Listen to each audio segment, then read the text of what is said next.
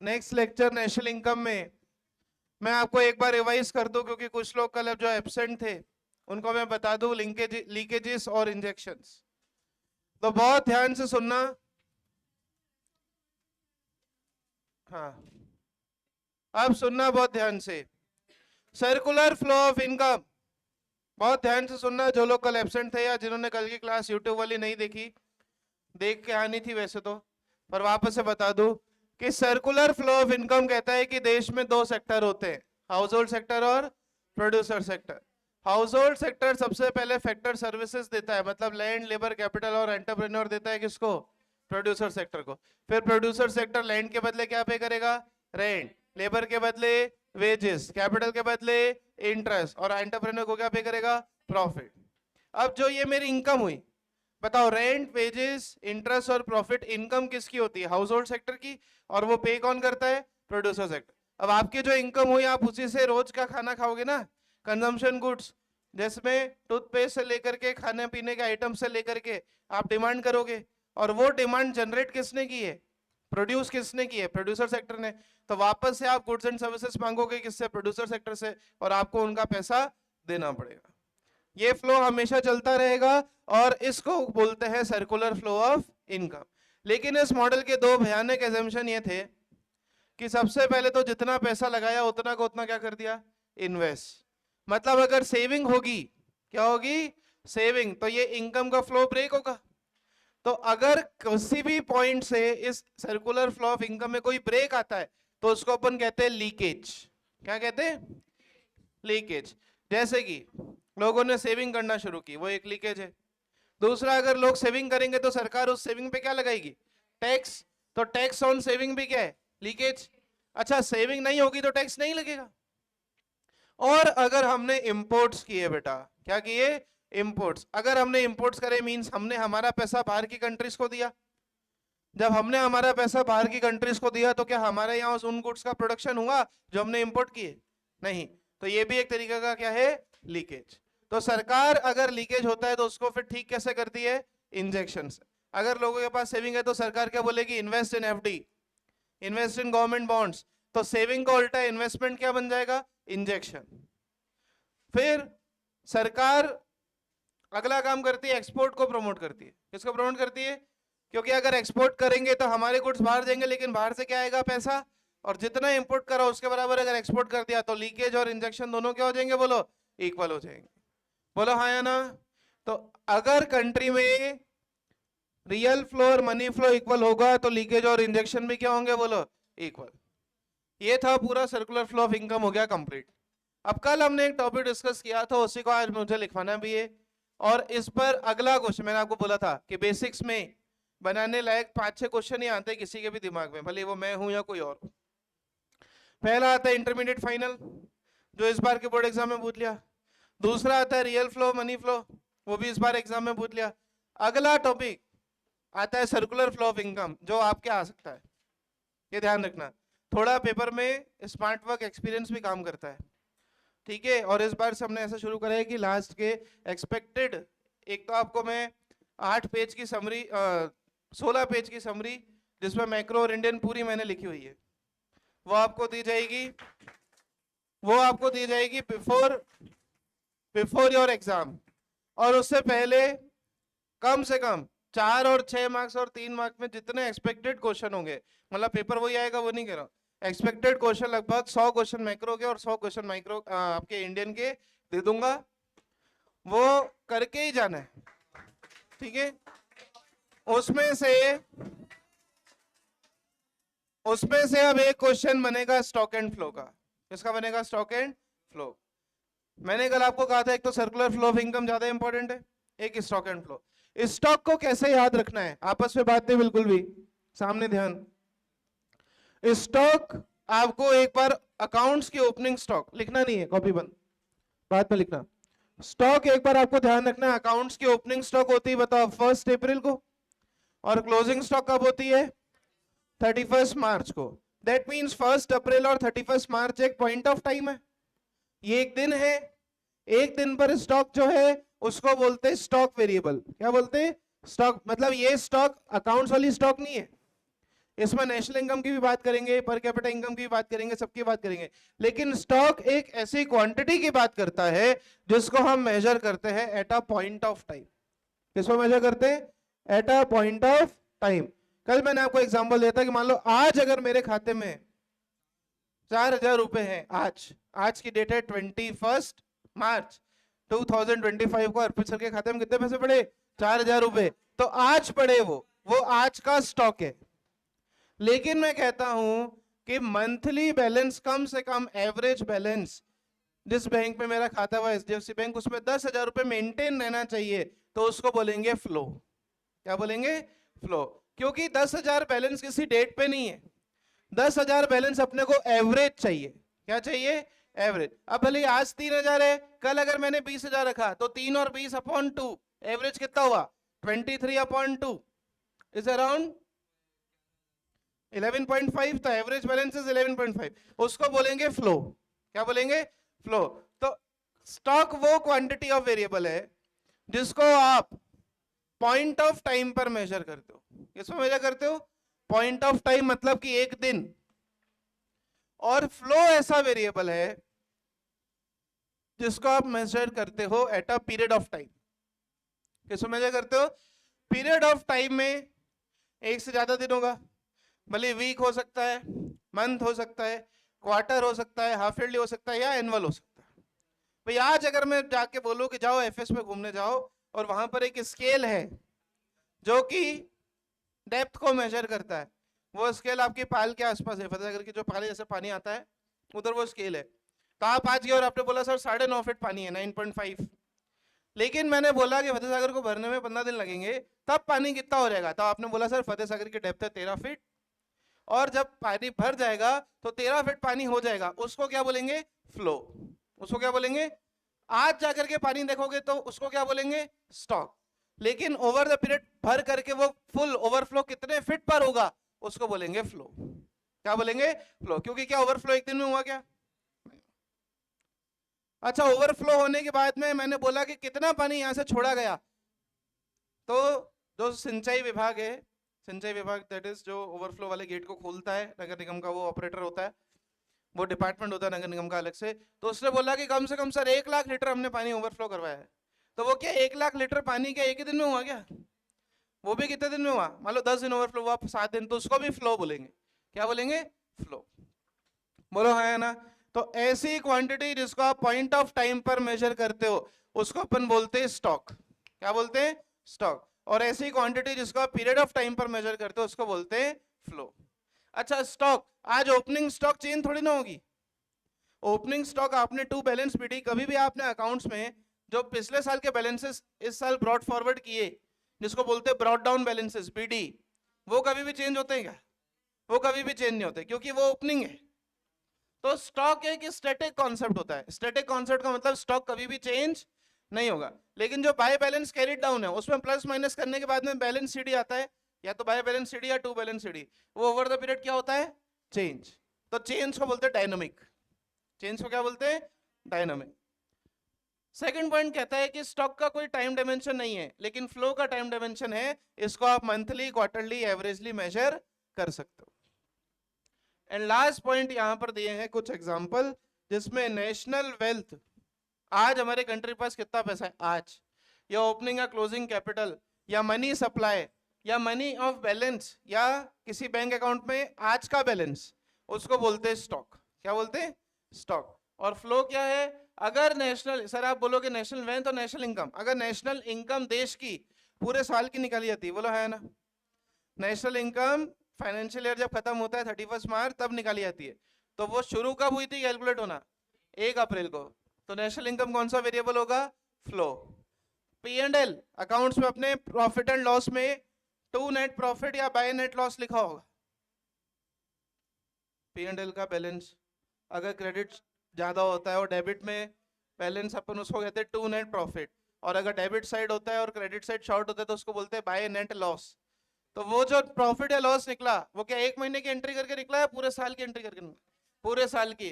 तो profit and loss भी कौन सा वेरिएबल है? फ्लो। अरे हाँ है ना? उसके अलावा डेप्रिसिएशन मंथ वेज आप चार्ज करते हो, अगर 1 महीना मशीन को लाया हुआ है तो 1 महीने का, 2 महीने हुए तो 2 महीना, और अगर पूरे साल एसेट चलिए तो डेप्रिसिएशन मान लो 2 लाख रुपए ओपनिंग WDV इंटू 10% SLM या WDV, तो डायरेक्ट रेट अप्लाई होती है। So that is also a flow variable. बोलो स्टॉक एंड फ्लो समझ में आया? बहुत इंपॉर्टेंट क्वेश्चन इस बार बनेगा। बोलो stock and flow is clear? तो स्टॉक का मतलब क्या है? Stock is a quantity measured at a point of time. Flow is a quantity. Sir हम क्यों पढ़ रहे हैं? क्योंकि ये सारे बेसिक्स अब हमको नेशनल इनकम के बेसिक्स पढ़ने में हेल्प करेंगे। अभी तक चल बेसिकली मैक्रो के बेसिक्स ही रहा है, लेकिन ये कंटेंट सारा एनसीईआरटी टेक्स्ट बुक में नेशनल इनकम के बेसिक्स में दिया है। बोलो हाँ ना? स्टॉक वर्सेस फ्लो समझ में आया? Stock is a quantity measured at a point of time. Stock static है, स्टॉक सब्जेक्ट टू चेंज नहीं है, लेकिन फ्लो डायनामिक कॉन्सेप्ट है, सब्जेक्ट टू चेंज है। बोलो हाँ ना? कोई डाउट? अरे कोई डाउट? कॉपी कॉपी करिए। स्टॉक वर्सेस फ्लो,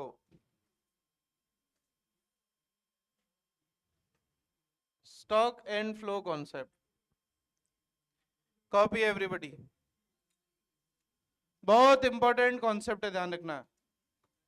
कई बार बुक में वो लिखेगा क्वेश्चन देने वाला कि ये फैक्टर इनकम है, कई बार वर्ड लिखा होगा, अभी कॉपी बंद रखना 5 मिनट।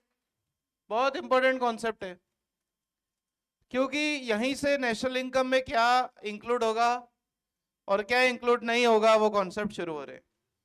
अभी तक नेशनल इनकम निकालने का आपको सिर्फ एक रास्ता बताया गया था कि अगर ग्रॉस से नेट पर आ रहे डेप्रिसिएशन माइनस होगा, और नेट इन्वेस्टमेंट्स अगर ग्रॉस पर जा रहे हैं तो डेप्रिसिएशन प्लस होगा। लेकिन आप अगला कॉन्सेप्ट पर जाएंगे, उससे पहले आपको फैक्टर इनकम और ट्रांसफर इनकम, देखो दोनों एक प्रकार की इनकम भी है और दोनों एक प्रकार के पेमेंट भी है। कई बार वो फैक्टर इनकम वर्ड यूज करता है, फिर कई बार ट्रांसफर इनकम यूज करता है।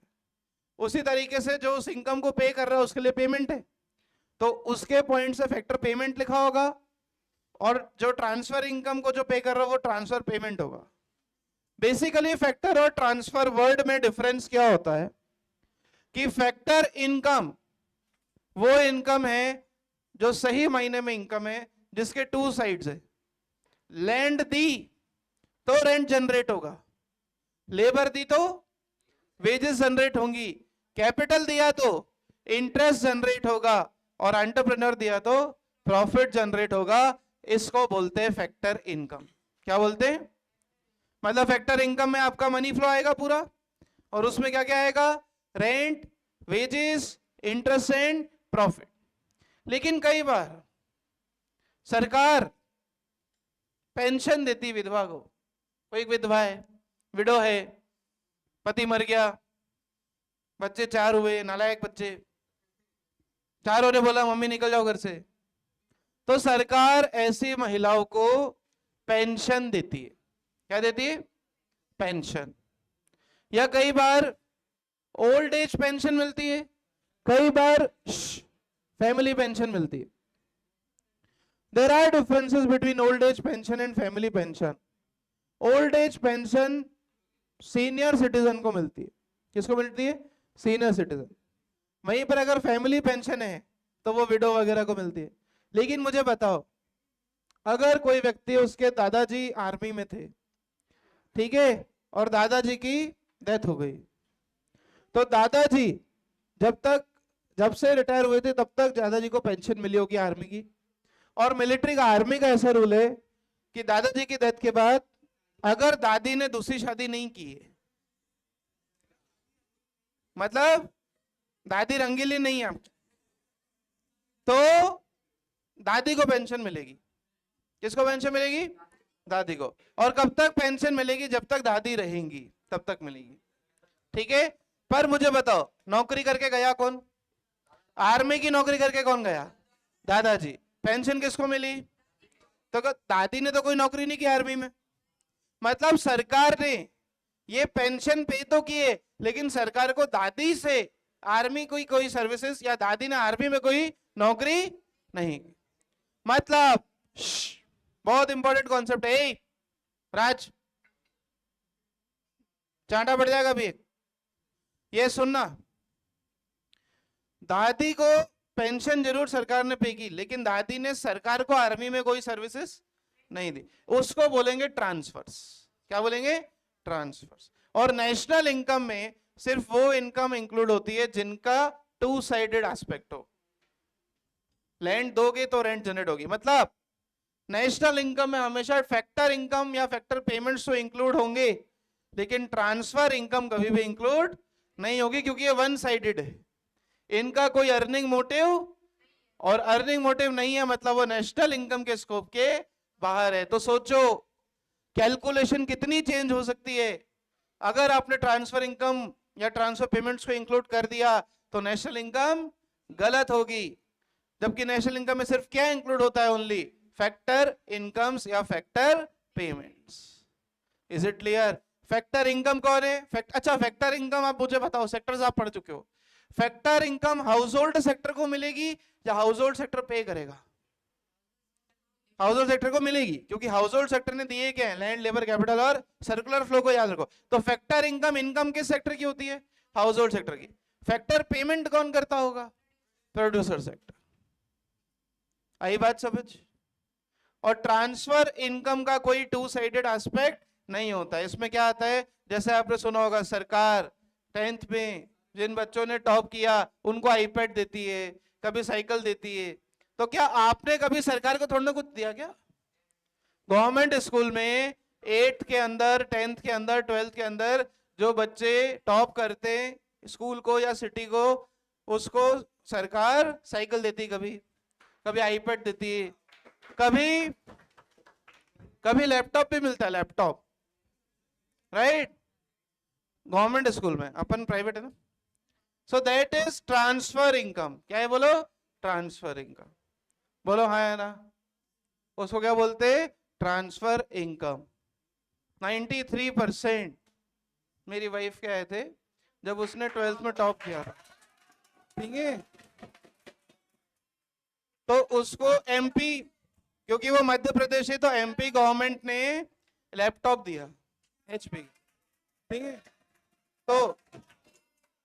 तो सवाल ये उठता है कि वो ट्रांसफर इनकम है या फैक्टर इनकम है? ट्रांसफर इनकम है। आई बात समझ? क्योंकि मुझे कुछ नहीं मिला, ठीक है? ठीक है, so that is transfer income. क्या है बोलो? Transfer income. बताओ, फैक्टर इनकम इंक्लूड होगी नेशनल इनकम में? ट्रांसफर इनकम कभी भी इंक्लूड नहीं होगी। आज के बाद नेशनल इनकम के क्वेश्चन में अगर वो लिखता है ट्रांसफर इनकम या वो लिखता है ट्रांसफर पेमेंट, तो उस पे, उस फिगर पे भले ही वो 5,000 करोड़ हो, अगर वर्ड ट्रांसफर लिखा है, net current transfers, net transfer income या नेट ट्रांसफर पेमेंट्स, तो उसके ऊपर साइड में लगा देना क्रॉस। वो हमारे किसी काम का भले ही 5 लाख करोड़ हो। आज के बाद कभी भी ट्रांसफर इनकम हमारे लिए कैलकुलेशन का पार्ट नहीं बनेगा। इसलिए नहीं बनेगा क्योंकि ट्रांसफर इनकम का वन साइडेड एस्पेक्ट है, और वन साइडेड एस्पेक्ट वाले इनकम कभी भी नेशनल इनकम में इंक्लूड नहीं होती। मैंने आपको सारे एग्जांपल्स बताए, पेंशन, ये लैपटॉप देना, साइकिल देना, आईपैड देना, ये सारी ट्रांसफर इनकम्स है। क्या है बोलो? Transfer income. और क्योंकि ट्रांसफर इनकम के बदले कोई प्रोडक्शन या सर्विसेज प्रोड्यूस नहीं हुई या गुड्स एंड सर्विसेज प्रोड्यूस नहीं हुए, इसलिए ट्रांसफर इनकम कभी भी नेशनल इनकम का पार्ट नहीं बनती। Is it clear? Is it clear? लेकिन अगर वो लिखता है रेंट, तो आपको याद होना चाहिए रेंट किसके बदले होता है? लैंड के बदले। अगर वो लिखता है वेजेस, तो वेजेस किसके बदले होता है? लेबर के बदले। अगर वो लिखता है इंटरेस्ट, तो इंटरेस्ट किसके बदले होता है? कैपिटल। और प्रॉफिट अगर लिखता है तो किसके बदले होता है? एंटरप्रेन्योर। ये सारी फैक्टर इनकम होंगी और ये हमेशा नेशनल इनकम में क्या होंगी? इंक्लूड। बोलो समझ में आ रहा है? कोई डाउट? आइए पहले सिर्फ इस थ्री कॉन्सेप्ट को हम लोग समझ लेते हैं। First, factor income is received for rendering return factor of production. मतलब कि फैक्टर ऑफ प्रोडक्शन दिए तो फैक्टर इनकम जनरेट होगी, लेकिन ट्रांसफर इनकम के लिए कोई गुड्स एंड सर्विसेज देने की जरूरत नहीं है। पेंशन के लिए दादी को कोई आर्मी में नौकरी करने की जरूरत नहीं है। नंबर 2, फैक्टर इनकम, आज रेंट इंसान को कब मिलेगा? जब वो जमीन देगा। वेजेस कब मिलेंगी? जब लेबर काम। तो फैक्टर इनकम के पीछे अर्निंग मोटिव होता है। कैसा मोटिव होता है? Earning motive. लेकिन गवर्नमेंट स्कॉलरशिप कब देती है? क्या गवर्नमेंट को तुमसे कुछ कमाना है? नहीं। तो फैक्टर ट्रांसफर इनकम एक रिसिप्ट कॉन्सेप्ट होता है। कैसा कॉन्सेप्ट होता है? रिसिप्ट, मतलब इसके पीछे कुछ भी कमाने का उद्देश्य नहीं। तीसरा, फैक्टर इनकम के एग्जांपल मैंने आपको ऑलरेडी क्लियर करे। बोलो, rent, wages, profit and interest. और ट्रांसफर इनकम के गिफ्ट। भाई मान लो ये विक्रम को इटली से एल्फ्रेडा ने आईफोन भेजा। एल्फ्रेडा विक्रम की इटालियन फ्रेंड, ओ सॉरी गर्लफ्रेंड, है ना, क्या गिफ्ट किया इसको? आईफोन। अब आईफोन के बदले इसने कुछ नहीं भेजा रिटर्न, तो इसको बोलेंगे ट्रांसफर। क्या बोलेंगे? ट्रांसफर। वन साइडेड है, सिर्फ उसका प्यार है तेरे प्रति, तेरा प्यार तो किसी और के प्रति है नहीं। So that is donation, old age pension and scholarship. बोलो, समझ में आया? ट्रांसफर। और फिर लास्ट आता है कि ये बाइलेटर मतलब जिसके दो एस्पेक्ट हो, और यूनिलेटरल मतलब एक एस्पेक्ट। यूनि मतलब वन एस्पेक्ट। दादी को पेंशन मिल रही, क्या दादी ने नौकरी करी क्या आर्मी में? नहीं। तो इसका यूनिलेटरल एस्पेक्ट है, किसका? ट्रांसफर का। और बाइलेटरल एस्पेक्ट किसका है? फैक्टर इनकम का। एंड लास्ट, नेशनल इनकम में इंक्लूड होगा या नहीं? तो sir, factor income national income में इंक्लूड होगा और ट्रांसफर इनकम नेशनल इनकम में इंक्लूड नहीं होगा, क्योंकि ट्रांसफर इनकम के बदले कोई भी गुड्स एंड सर्विसेज प्रोड्यूस नहीं होगा। बोलो हाँ या ना? आज के बाद क्वेश्चन में ट्रांसफर वर्ड कहीं भी दिखे, current transfers from rest of the world, current transfers to abroad, मतलब वो हमेशा कौन सा पेमेंट होगा? ट्रांसफर। ट्रांसफर मतलब ट्रांसफर पेमेंट है, ट्रांसफर इनकम होगा। उसको हम कभी भी कैलकुलेशन का पार्ट सिर्फ किसको मानेंगे? रेंट, इंटरेस्ट, प्रॉफिट और वेजेस। बोलो हाँ या ना? और रेंट, इंटरेस्ट, प्रॉफिट और वेजेस को अपन क्या बोलते हैं? Factor income. ये टू साइडेड होते हैं या वन साइडेड? Two sided. और ट्रांसफर इनकम कैसे होते हैं? बोलो, समझ में आया? कोई डाउट? कॉपी करो फटाफट, पूरा कॉपी करो। अगेन सुन लेना, फैक्टर इनकम जनरेट कब होगी? जब रेंट के बदले क्या दिया जाए? रेंट के बदले क्या दिया जाए? लैंड। लेबर के बदले क्या दिया जाए? वेजेस। इंटरेस्ट के बदले क्या दिया जाए? कैपिटल। और प्रॉफिट के बदले क्या दिया जाए? एंटरप्रेन्योर। तो बताओ, फैक्टर पेमेंट बाइलेटरल हुए या यूनिलेटरल? बाइलेटर मतलब दो, और यूनिलेटर मतलब वन। मतलब आपको पेंशन मिल रही है, आपको सरकार हेल्प कर रही है। छात्रवृत्ति सुना है कभी हिंदी में वर्ड? स्कॉलरशिप। तो उसमें स्कूल फीस पेड या कॉलेज फीस पेड आपको गवर्नमेंट रीइंबर्स करती है, लेकिन आपने गवर्नमेंट को भी कुछ भी रिटर्न में नहीं दिया है, उसको क्या बोलेंगे? ट्रांसफर्स। फैक्टर नेशनल इनकम में इंक्लूड होता है, लेकिन ट्रांसफर नेशनल इनकम में इंक्लूड नहीं होता। हाँ, टैक्स जरूरी थोड़ी जिसने टैक्स दिया उसी को लैपटॉप मिला है। टैक्स देने वाले को लैपटॉप मिलने लग जाए तो फिर उस पर टैक्स क्यों लगेगा? वो इनडायरेक्ट टैक्स है। आज मैं भी टैक्स दे रहा हूं तो क्या मुझे तो नहीं मिली स्कॉलरशिप? राइट? बोलो, यहां तक कोई डाउट? ये मिसकंसेप्ट है आपका कि टैक्स दिया तो आपको डोनेशन मिली है। खाली टैक्स देने वाले को डोनेशन कभी नहीं मिलती, ध्यान रखना। सरकार इतनी पागल नहीं है कि एक तरफ आपसे टैक्स ले रही हो, इनकम टैक्स ले रही हो, और आपको लैपटॉप दे रही हो। ऐसा कभी नहीं होता।